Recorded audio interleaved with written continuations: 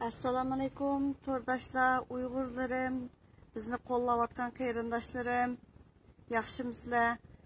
Bugun bunda bir avasal yaxshiroq bo'ldi. Shuningga biz mushu barliq o'zimiz to'plagan irqiy qirg'inchilikqa oid materiallarni, rasmlarni chiqib tuzdik. Unumi xili yaxshi bo'ldi deb o'ylayman. Davomli qilamiz buni. Maqsad biz o'zimizni rasmini u yerda reklama qilish emas.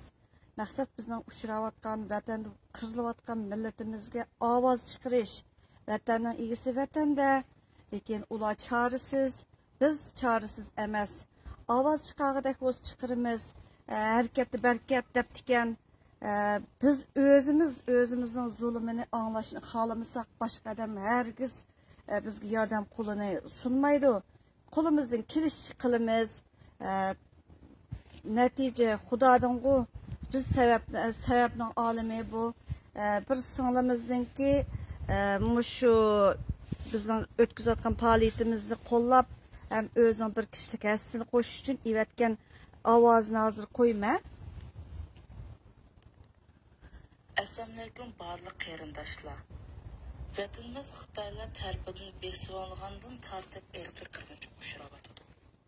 Xitoylarning to'xtab qolgani yo'q. Shu daqiqada millionlarcha Uyg'urimiz qiyin qistoqda. Bu kurash albatta bir kunlik yoki 2 kunlik kurash emas. Xudoga shukr, bizning siyosiy taqdirimizda o'zgarish bo'lyotdi. Xitoyning abdi basharini Amerika qatorliq davlatlar tarafidan oshkorlanayotdi ve irqiy qirg'inchilik masalasi kun tartibiga kirgizilyotdi. Shunga bizmi sagak, uyg'oq bo'lishimiz kerak.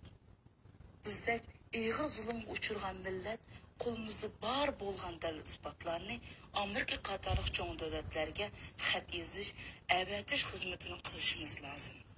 Hammalarga ko'p rahmat. O'ylab boqayli, hammamiz bir Uyg'ur bo'lsak, zimin deb chiqishimiz kerak. Irqiy qirg'inchilik uchrayotgan bir millat zimin demasa, injiqlab kesh Xitoyning yana qo'yib olib, voy meniki tuqunimni qo'yib, yana bir mamni qo'yib degan bilan qo'yib bergan bilan ish bitamdi. Vatanda, turmada, oilasiz rejimda turayotgan qarindoshlarimizning derikini kim oladi? Ular uchun kim ovoz chiqaradi? Vatanning o'zini bir turma. Bu turmadan qutulish uchun qanday qilamiz? Ziminimizni ega chiqamiz. Rahmat sizlarga.